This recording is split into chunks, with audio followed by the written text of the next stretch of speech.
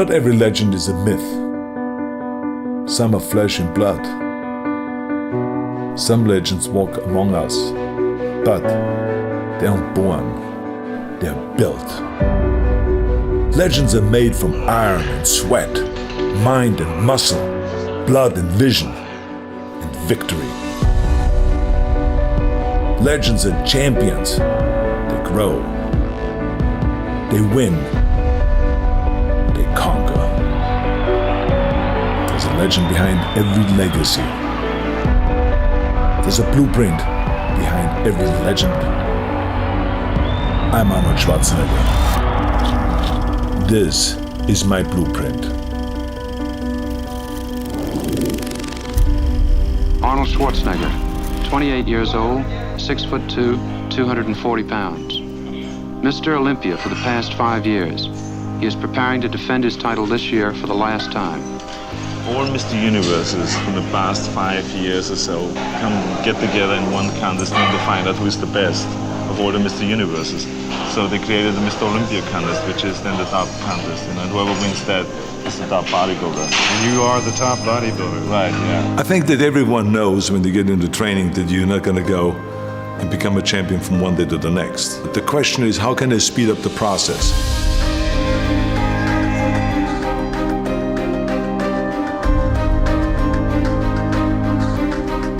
And then the important thing is that you train the proper way, which is to train the basics. That if it is the squats, if the 2-arm curl, if it's the bent over rowing, if it's the clean and the press, the bench press, the incline press, the dumbbell press, all of those basic exercises. And that's what you need to do, especially the last 3 months before competition. You got to shock the muscle, and shock the muscle with different kind of training principles. Expose your weak points. You're gonna go and hit those marks, and then you move the bar higher, and you feel that with hard work, you can achieve the goals and you can become successful.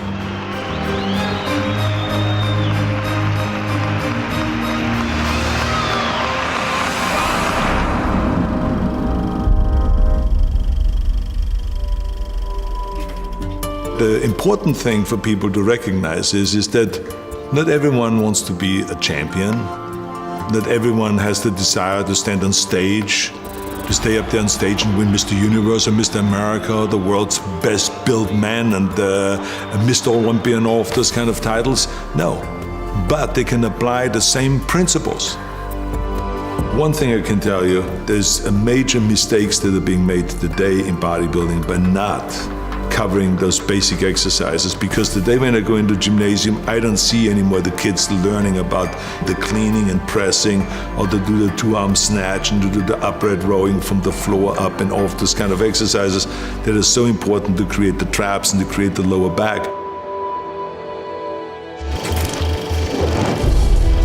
I think that the 3 exercises for chest that I have always done, the first year when I started training and the last year when I was training, is bench press, incline press in different levels.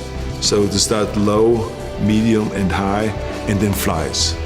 I mean, to me, the flies was an exercise that gave me the full pectoral muscle development, because I went all the way out and almost hitting the ground. And I was a big believer in expanding the chest as much as possible and giving that stretch, because remember, with muscles, the important thing always is to get the stretch and to get the flex. And so to me, that going all the way out with the dumbbells as far as you can to get that stretch, and then to come in and then to have the dumbbells touch and then flex like you're doing the most muscle on top, and then going out again. Those are the kind of exercises to me that were like, you could not replace them with any machine. This was it. One of the main things, of course, in order to create size and to create muscle growth, which will sometimes the body will hit a wall. And what that basically means is that the body is saying, look, I know all your tricks. I know you're gonna start first with bench press. And then I know you're gonna walk over to the chin-up bar and do chin-ups. And then I know you're coming back to the bench press, and then you go to the chin-up bar and come back to bench press. I know that routine. I know exactly everything you do, and I am prepared for that. So you have to go and use the shocking principle. If the body and if this chest knows that I'm going to start with 135 and then I go to 225 and do 275, I'm going to go and start now with 315. And I'm going to do 20 reps with 315. And then I'm going to go and have the guys pull off plates. And then I have 225 left. And then I'm going to do another 10 reps. And then I'm going to have them take off another 45-pound plate, and then I have 135 left. And then I'm going to go to do another 10 reps. Or maybe if I can, do 15 or 20 reps. And let's see if the pectoral muscle is used to that. And then all of a sudden you will find that your pectoral muscle is shaking after that, and you don't know what to do because it's cramping and it is being tortured and it is in pain because you have now shocked the muscle. Bent over rowing with a barbell and the T-bar rowing. I mean, any kind of a rowing exercise that gives you the thickness. Those are the exercises I always rely to, again, from the beginning to the end. There's a lot of bodybuilders that have a kind of a deficiency when it comes to the lower back and to the striation of the lower back, which you only get from stiff-legged deadlifts and from regular deadlift and from bent over rowing and all the stuff without supporting your chest. You got to let your body free and let the lower back hold you up while you're doing the bent over rowing. And we did like off the bench, balancing on the bench up to 315 pounds bent over rowing, because that's what gave you then that strength in the back and gave you the thickness of the back. Because remember, when you train the back, you need the width and you need the thickness. But you need the thickness on the lower part of the back, you need the thickness on the top of the back and the outer back and then the center back. So you got to train and find exercises for all of those different things. Curls, barbell curls. I was up doing reps with 275 in the barbell curl. Many times we would start out with a heavy weight, and do just one rep. Then have them pull off plates on the curl, but just enough that they can now do 2 reps. Then pull off plates and do 3 reps. Then pull off more plates and do 4 reps after that. And so this is how I would go up until, without ever putting the bar down, to really let the bicep know, you don't know what's coming. You're not gonna get used to my training method. I'm gonna have all kinds of tricks up my sleeve. But I mean, it was absolutely essential to do the barbell curl to create the thickness of the bicep, to do the dumbbell curl on an incline bench, and to do the concentration curl.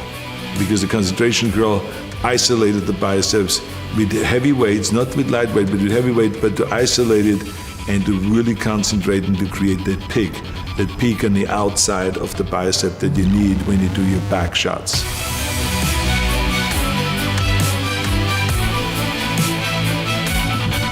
The tricep was narrow bench press, a lot of narrow bench press in the early days, then triceps extensions down, and then overhead tricep extension with one arm and with both arms. And then also tricep extension onto a bar, where you let the body, the head go onto a bar and press out in order to use your own body weight. Shoulders, dumbbell presses, barbell presses in the front and in the back. I mean, we always did the rear press behind the neck kind of presses, the military presses, the dumbbell press, which is now called the Arnold press, because there was a certain way that was done in order to really create the stretch of the front delta and to come down with the elbow here, not just to here, but to come all the way down and then to rotate out and go up and to get that full flex. And then lateral raises, and especially bent over lateral raises on a bench. That is a 45-degree bench. This is a specialty that I've learned at Vince Gironda's gym. And he had this cutout on the face where you could still breathe, where you don't have to look sideways, but you can breathe. But it is 45 degrees, and to turn your wrist outward like this. And it is a fantastic rear deltoid exercise.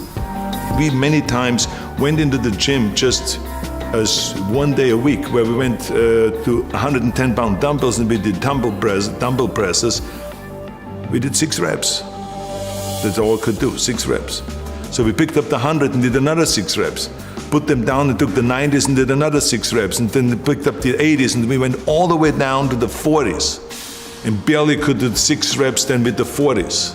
But I can tell you that I did not know where to put my arm because my deltoids were screaming. They were in pain. Why? Because I shocked the muscle.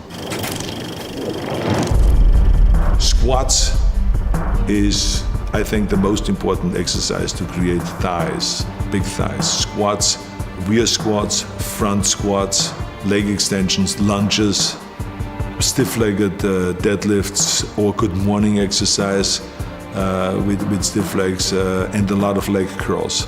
Then we sometimes, in order to shock the body in the muscle, we would switch from squats to leg press, to just load up the leg press machine and do a lot of leg press and stuff like that. There would be regular ab training that we did for abs, which is just leg raises with straight legs, leg raises with bent knees, sit-ups, Roman chair sit-ups, which gives you the 500 reps, which was an absolute necessity and we all believed in, and then crunches. Everything fits together now, and all I have to do now is get my posing routine down more perfect, which is almost impossible to do, you know. It's perfect already. Oh yeah, it's down to a point. Wait when you see it. I think the important thing is that you always go all out in every set and that you really, don't save yourself for the next set, because that's another big mistake that a lot of people make. They say, okay, I'm going to do 20 sets, so I better take it easy in the 3rd and 4th set and then the 5th set and then the 10th set because I still have 10 sets to go. But that's the wrong approach. Each set ought to be going all out. I think the most important thing is that you eat the right way and that you get in the amount of protein that your body needs. And there's always, of course, a debate, how much protein does the body need? I always lived off the formula that for every pound of body weight, I want to get 1 gram of protein. The challenge, of course, is that how do you get this 250 grams into the body and have the body take it all in rather than just letting it go through. I felt like that for me, it worked best when I had 5 meals a day. There's some people that can work with 3 meals.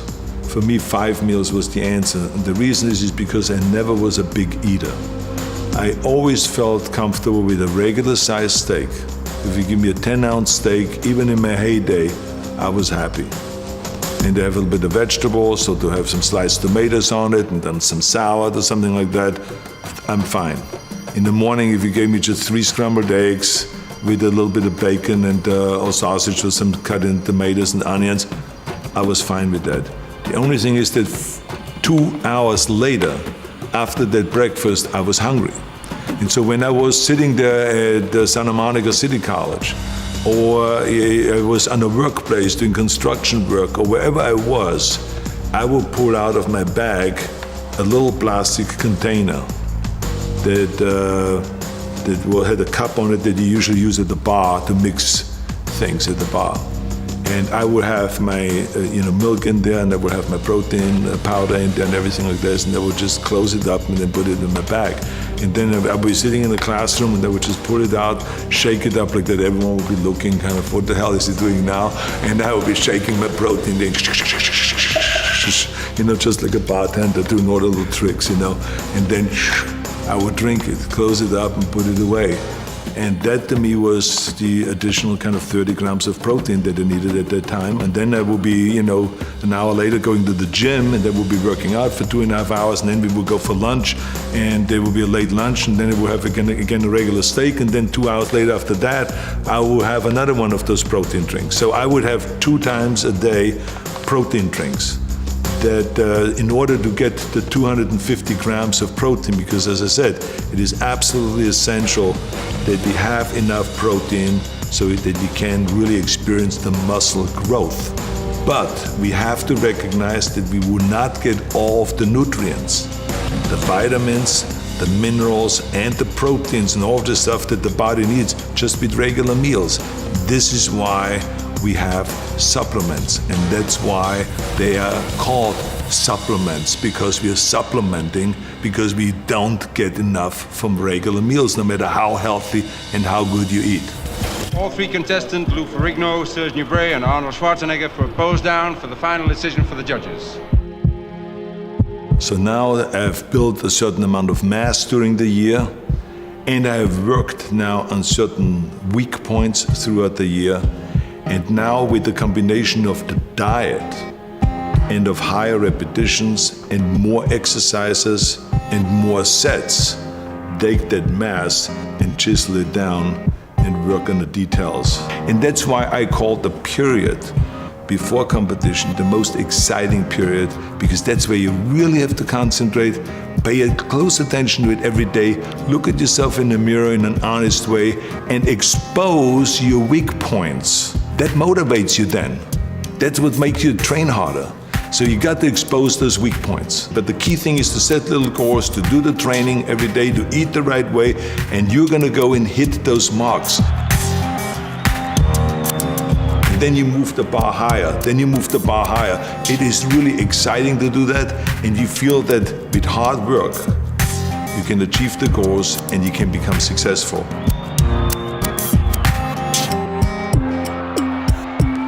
The training principles and the nutrition principles and the kind of protein that you need and vitamins you need and minerals you need and all of this kind of supplements, it all still stays exactly the same. That's the important thing.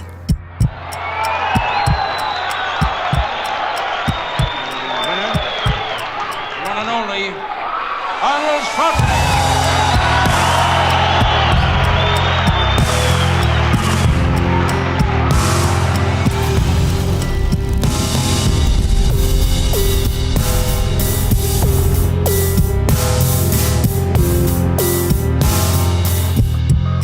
Bodybuilding has been a beautiful experience for me, and I will continue it for the rest of my life.